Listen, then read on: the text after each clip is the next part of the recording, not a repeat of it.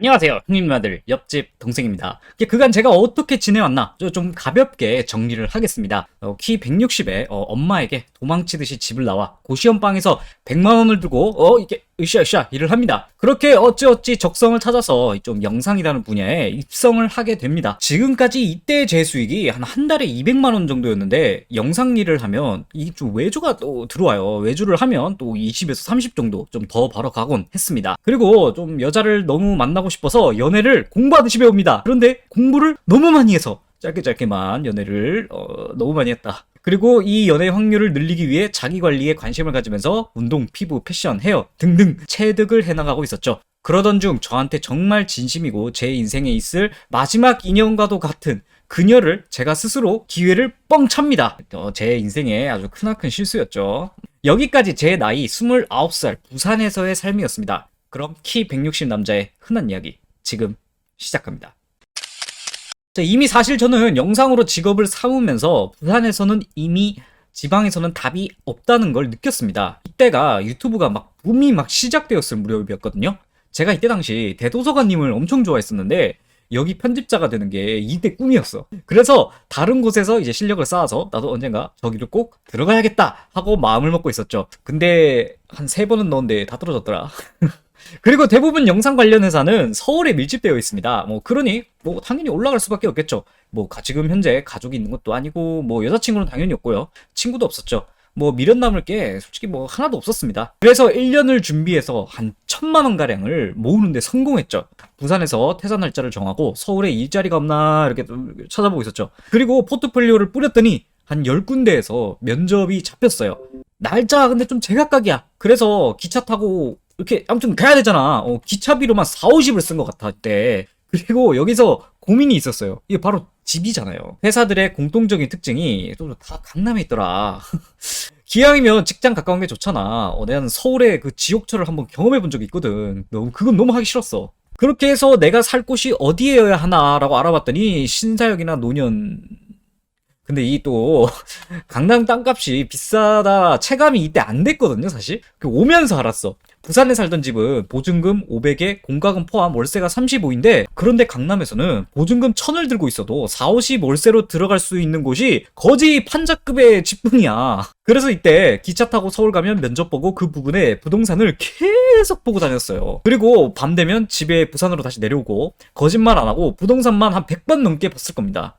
아마 강남 일대의 수준 낮은 방은 아마 그때 다 본 게 아닌가 하는 생각이 들고요. 이런 걱정을 하던 와중에 강남에 있던 어떤 한 회사에서 저를 채용하겠다고 연락이 왔습니다. 저 광고 마케팅을 하는 회사인데 이것도 좀 웃긴 썰이 있어요. 제가 마지막으로 부산에서 다닌 직장이 좀 성형외과입니다. 아니 옆동님 영상일 하셨다면서요? 요즘은 그 성형외과도 자체 유튜브를 운영하려고 많이 해. 그래서 영상하는 사람이 항상 상주에 있어. 좀 큰 성형외과는 무조건 있습니다. 병원에 있을 때 영상 말고도 그 병원을 홍보해야 되잖아. 그래서 외주 광고회사를 썼는데 그 회사가 지금 서울에서 합격 통보를 보낸 회사입니다. 사실 이것도 인맥이라면 인맥인가 싶긴 한데, 이 회사에서 위치도 강남인데 근처에서 집을 일단 구하는 게 먼저였잖아요. 100군데 넘게 돌아다니면 진짜 집이 없구나 라는 생각이 들더라고. 그래서 강남을 포기해야 되나 싶을 때 매물이 하나 1000에 공과금 다 합쳐서 45만 원이라는 곳을 찾았어요. 비록 건물이 좀 낡고 반지하였지만 그래도 사람이 살만한 원룸이었습니다. 심지어 회사에서 걸어서 10분 거리고요. 더 망설일 필요가 없었죠. 바로 이사 날짜를 정하고 저는 이제 부산을 깨끗이 정리합니다. 여담으로 제가 유튜브를 처음 시작했을 때 집이 바로 이 서울에 올라와서 자리 잡은 이 집입니다. 참 그 집에서 열로 오겠다고 유튜브 쉰다고 여러분한테 공지했을 때가 엊그제 같은데 정말 시간 빨리 가네요. 물론 부산에서의 집보다 비싸고 더 안 좋았지만 강남에서 월 45만 원 주고 발 뻗을 공간이 있고 싱크대 있고 화장실 안에 있고 냉장고에 전자레인지까지 있는 걸 보면 여기는 분명 호텔이나 다름없었다 라고 생각을 합니다. 그렇게 어찌어찌 이사도 하고 서울에 와서 처음 누웠는데 신기하게 벌써 내 집 같더라. 분명 28년 넘게 부산에서 살았는데 부산이 그립지가 않더라고.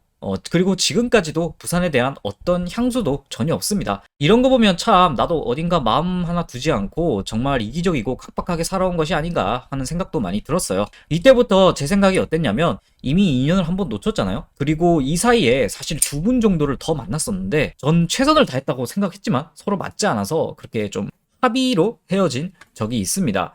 뭐 이 천사 이후에 연애를 하고 나서 느낀 점이 나하고 정말 진심으로 맞고 통하는 서로를 생각하는 사람을 만나는 건 정말 어려운 일이구나 라는 것을 좀 현실적으로 이때 확 와닿았어요.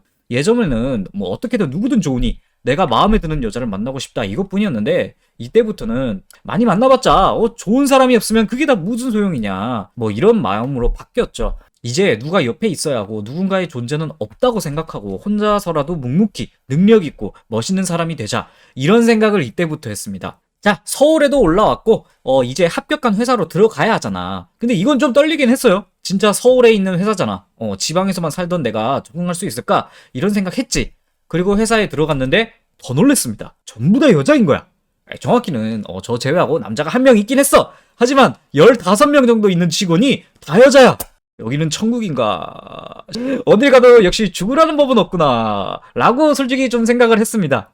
과연 이 여초에서는 어떤 러브라이프가 지랄하고 자, 이것은 키장난 면대기 다음 편에서 계속 이어가도록 하겠습니다. 오늘도 긴 영상 시청해주셔서 너무 감사합니다. 이상 옆집 동생이었습니다.